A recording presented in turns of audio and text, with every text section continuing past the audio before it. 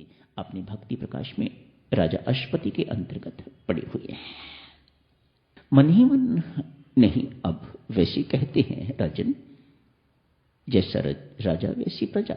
हमें इसमें कोई संदेह नहीं है, जैसे आप हैं वैसी ही आपकी प्रजा है।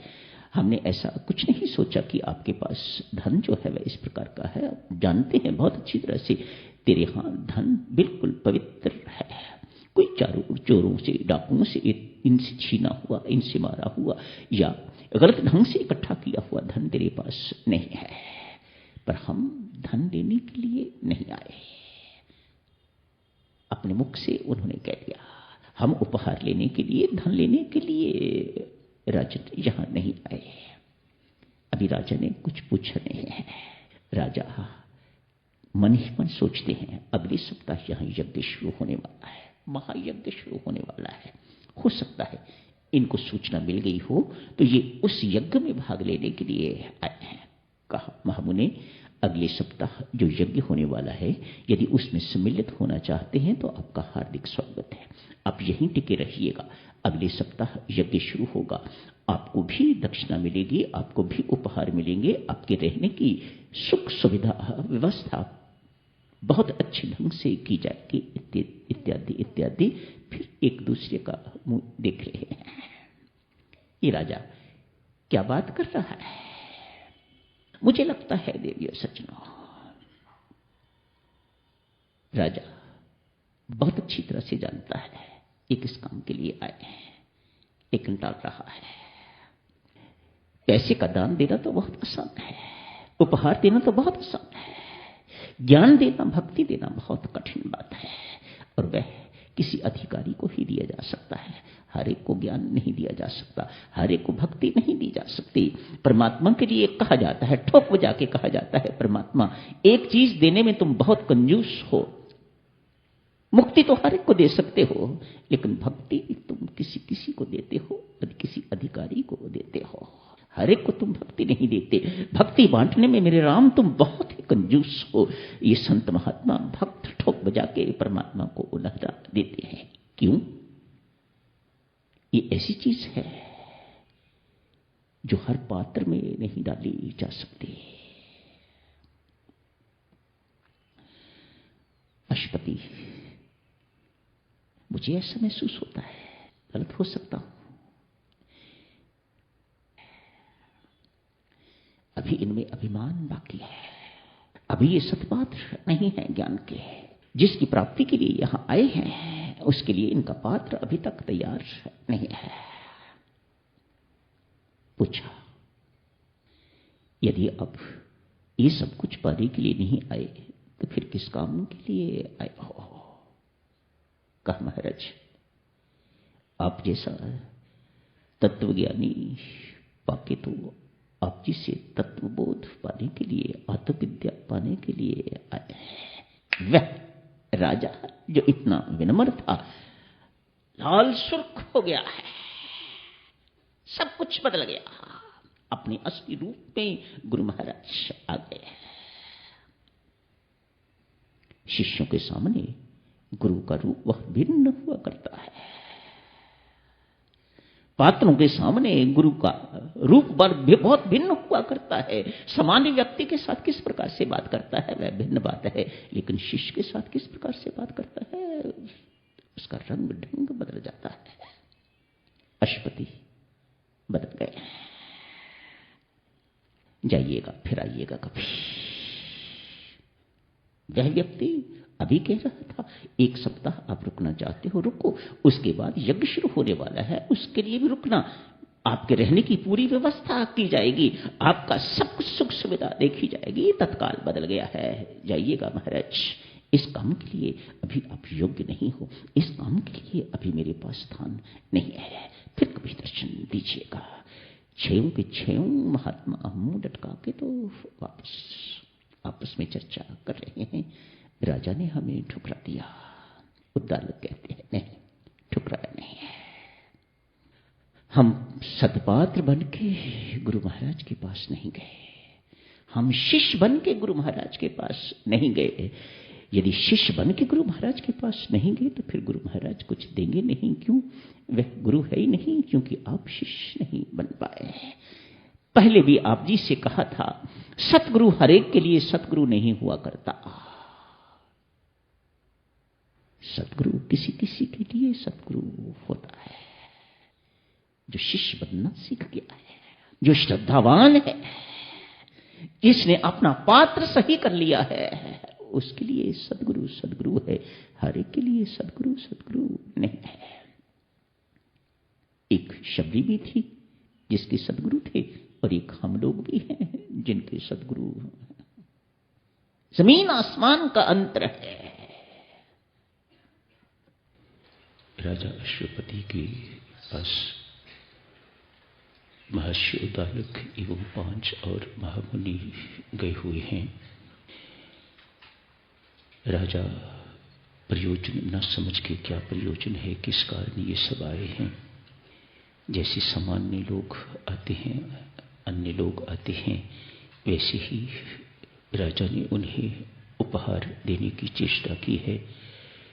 पैसे इत्यादि जो कुछ भी उपहार राजा दे सकता है वह देने की चेष्टा की है, लेकिन वह स्वीकार नहीं कर रही। राजा ये भी बताते हैं, मेरे कोष में कोई चोरी का पैसा नहीं, कोई बेईमानी का पैसा नहीं, बहुत पवित्र धन है। ऋषियों, आपके स्वीकार करने योग्य है, आप मेहरबानी करके इसे स्वीकार कीजिएगा।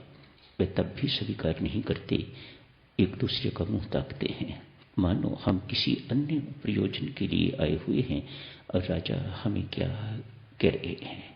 आखिर राजा अश्वपति ने पूछ लिया, किस प्रयोजन से आए हैं आप लोग मुनियों, आप मुझे बताओ, मैं चेष्टा करूंगा आपका वह प्रयोजन सिद्ध हो। कहा, आप ब्रह्म ज्ञानी हो, हम आपके पास ब्रह्म ज्ञान की प्राप्ति के लिए आए हैं। आप आत्मा को जानने वाले हो, आत्मज्ञ हो, तत्वज्ञ हो।